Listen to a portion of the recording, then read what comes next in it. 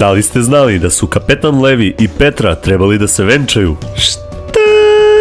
Znam da već sad pišete negativne komentare, ali polako, objasnit ću.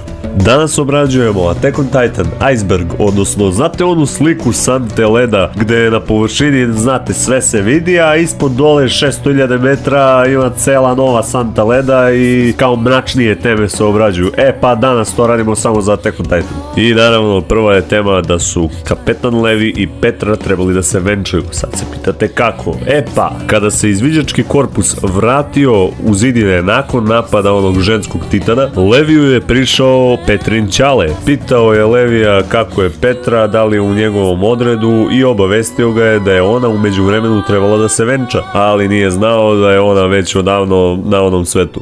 Sad u vreme kada je prva sezona izlazila, zbog Levijeve povezanosti sa Petrom, fanovi su mislili da su oni trebali da se venčaju. Međutim, nakon završetka četvrte sezone i kada smo vidjeli da Levi uopšte nema takve emocije prema bilo kome, shvatili smo da je ovo bio samo preveliki hype. Ako želite još ovakvih videa, ostavite like i komentar da bi ja znao da vam se to sviđa, a mi se vidimo u sljedećem videu. Ćao, ćao, pozdrav braćo moja, ćao!